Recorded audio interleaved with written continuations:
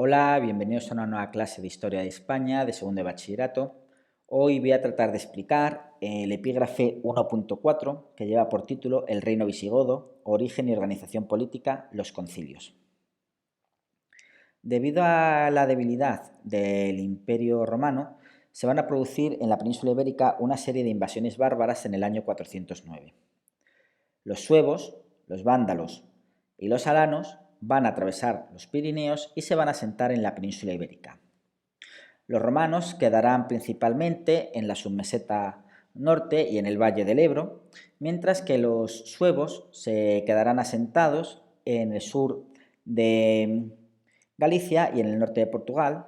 Los vándalos se quedarán principalmente en el sur de la península ibérica y en el norte de Galicia, quedando la zona central prácticamente para los alanos.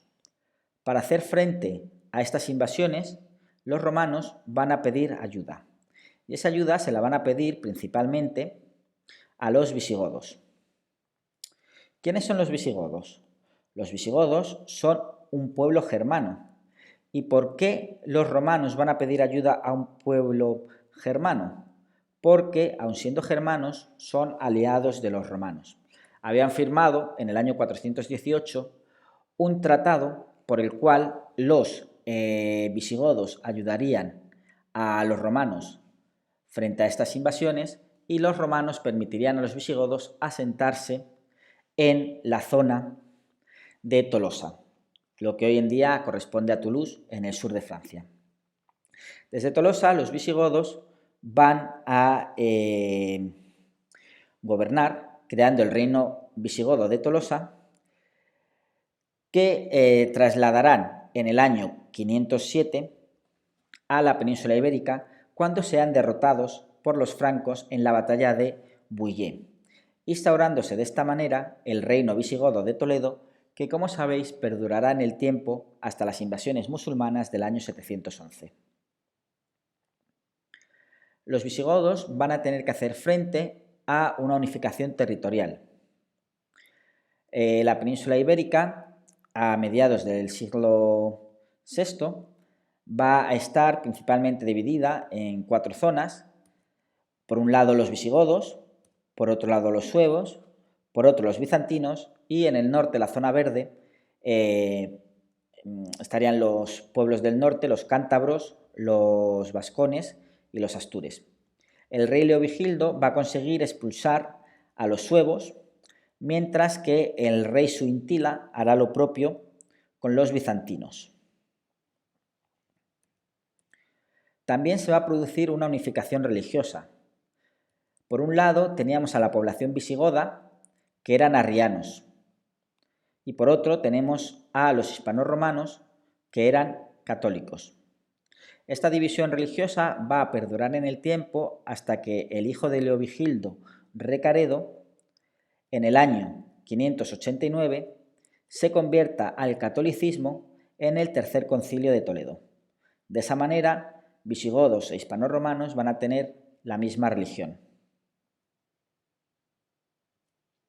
Por otro lado, se va a producir también una unificación jurídica. Hispanorromanos y visigodos tenían leyes diferentes y esto va a durar hasta que Recesvinto, a mediados del siglo VII, promulgue el fuero juzgo, por el cual los visigodos y los romanos tendrán las mismas leyes. Los visigodos tienen un sistema de gobierno que es una monarquía electiva, es decir, el rey es elegido entre los nobles. Como podéis imaginar, esto va a posibilitar que haya frecuentes luchas por el poder, puesto que si a un noble no le gusta el rey de turno, va a hacer todo lo posible para echarlo y o bien convertirse él mismo en rey o poner como rey a otro noble que sea de su agrado. Para las tareas de gobierno, el rey va a contar con el apoyo del aula regia, ¿vale? Que está formado por miembros de la nobleza, que le van a ayudar al rey en las tareas legislativas, decidir si ir o no ir a la guerra, etc. Y los reyes contarán también con los concilios de Toledo, que en un primer momento eran asambleas eclesiásticas, es decir, reuniones de miembros de la Iglesia, pero que con la conversión de Recaredo ganarán protagonismo, siendo asambleas convocadas y presididas por el rey, donde se tomarán tanto decisiones políticas como religiosas. Esto es todo por ahora. Si tenéis alguna duda, dejadme en los comentarios y la resuelvo tan rápido como me sea posible. Muchas gracias por vuestra atención y hasta la siguiente clase.